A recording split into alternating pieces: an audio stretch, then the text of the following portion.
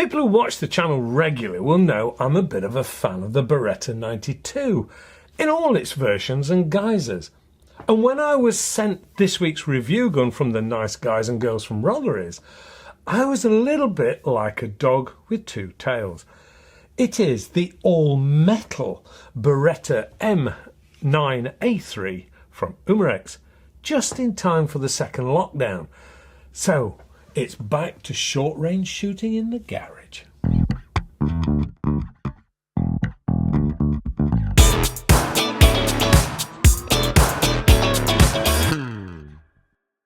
Hello and welcome to AAR on Air. Yes, it's Beretta time, and Umarex have just upgraded their M9A3. And whilst this one isn't visually that much different, it adds a value to it that is really only noticeable when you actually handle this version. The Beretta 92 itself comes in all sorts of versions, from the simple heavyweight M92FS that was in fact the first replica gun I bought and is still available today in its 8-round non-blowback pellet version, which is accurate and has a fantastic feel to it. Then they brought out my favourite version of this one, the nickel and wood, sort of classic with bling but without going over the top. Again, the standard 8-round magazine non-blowback pellet system, which some people find a little fiddly to load.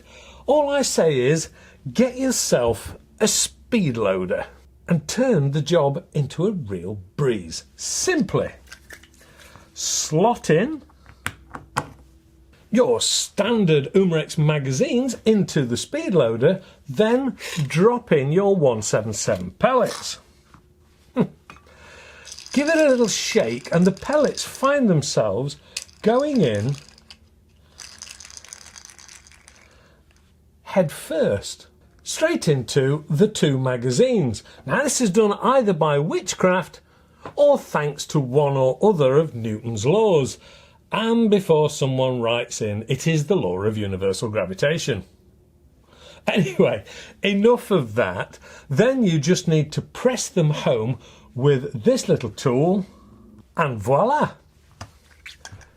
2 fully loaded magazines.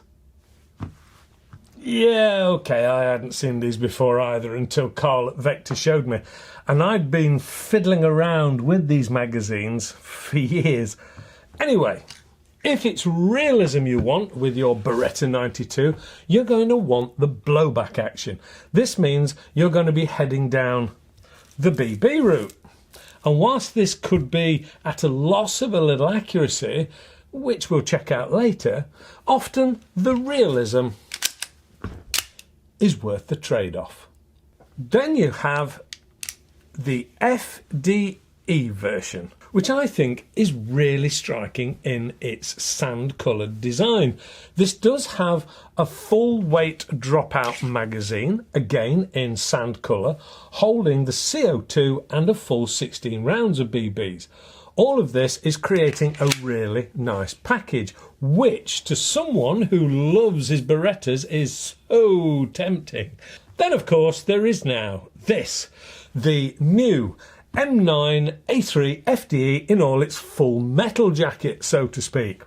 This one has a real weighty feel to it, with its metal frame and metal slide.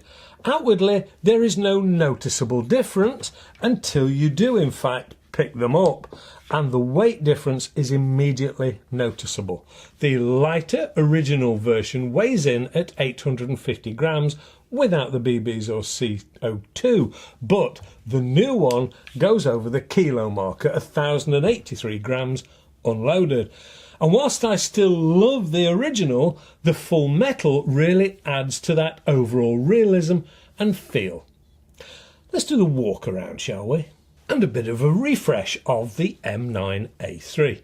In its two-tone with the addition of black elements such as levers, screws, hammer, trigger, it has a protruding barrel not seen on the original or classic versions, It has that wonderful Beretta cutout shape, revealing the barrel along the top. That has a contrasting colour. It has fixed black front open sights with white dot, which mates up with the fixed rear open sights that also have white dots. The underside has a rail for external sighting aids or other toys. The frame, as I've already said, is fully metal on this new version, and it's where the weight difference is. The black trigger has a pull weight of just over 3.5 pounds, and I found this to be more than acceptable. In fact, quite a pleasure to use. The grips are still polymer, with the black recessed magazine release, which I've already said is gravity fed and not spring loaded. The safety is on the top and will drop into safe mode by holding back slightly, depressing the trigger. This won't fire the gun and will result in the safety being fully applied and the trigger totally unusable.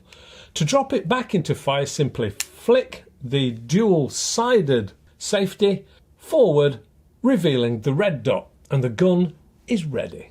Alternatively, simply cock the gun with the slide and the safety is fully functional. I love the overall feel of this. It just fits my hand perfectly, and of course this is field strippable and is one of the easiest pistols to be able to do that. Simply remove that magazine, pull back on the slide, then press the button on the right hand side which allows you to rotate the lever. Slide off. How simple is that? To return, simply put all the way back on the gun, return the lever, and you're ready. It is pretty simple and doesn't take a lot of practice at all. That magazine then, like I said, gravity drop out once out. To fit the CO2, use the hex key. To remove the screw on the bottom of the magazine, drop in your CO2, return the screw in the top, being very careful to make sure you align it correctly and not with the base of the magazine. Once it's in there, tighten it up, not over tighten, then it's down to the loading of the BBs. It's got a nice pull down action that locks into place. This is a bit of a fingernail breaker, so watch out for that one. You can then load your BBs in through the hole at the bottom, which does make it easier and quicker if you want to pour them in. The thing to bear in mind and remember here is this is very well recessed, so you've got to dig your nails in, and it would be the easiest thing in the world to just let that thing fly. And I have recently seen a few of magazines, not on this particular gun, but on some, where they've actually brought them back in and the end has been broken off. And all they've been doing is letting the whole thing flick and fly when it's empty. Doesn't do them any good at all. So a little bit of care when you're actually loading it, and you're going to last forever. Okay, magazine, 16 rounds of BBs loaded up, slot it in, and you're good to go. So, power levels then. Well, wisely, there are no wild claims on the box. So it's a blank canvas, so to speak. Starting with the standard steel BBs, it saw 330 feet per second, which was 1.28 foot-pounds or 1.74 joules. It is worth pointing out that it's November in the UK, so you're not likely to see any huge figures. Now, I'm not keen on the potential ricochet issue. I thought I'd try the Dust Devils, which disintegrate on impact, ruling out any chance of ricochet. Some guns they suit and some they don't. Fortunately, the M9A3 FM, full metal, did like them. The only surprise was that even though the Dust Devils are lighter than the standard steel ones, the feet per second was exactly the same at 330 feet per second, which, due to the lower weight, resulted in 1.05 foot-pounds or 1.43 joules. The win then here is the fact that they actually work in the Beretta, so it cuts down the ricochets. As a replica then, I think it's terrific. But can it hit the proverbial barn door at point blank range? Well, let's shoot out at the 10-metre indoor range. I've added a laser to this one to help give it a fighting chance. Here goes then.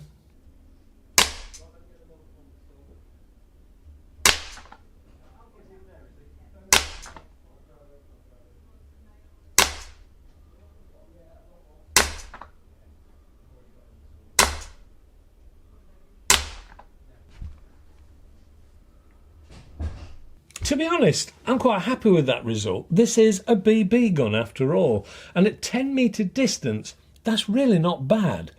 Shall we see how it compares to the pellet non-blowback version?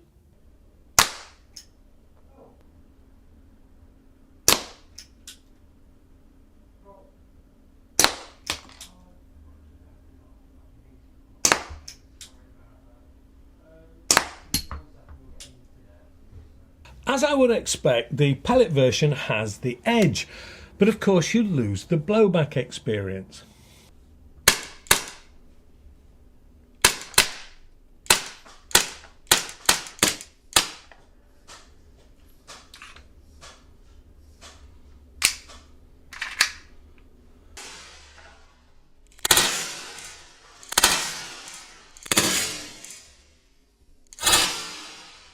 These really are about pure fun, so maybe just get the tin cans out rather than the paper targets.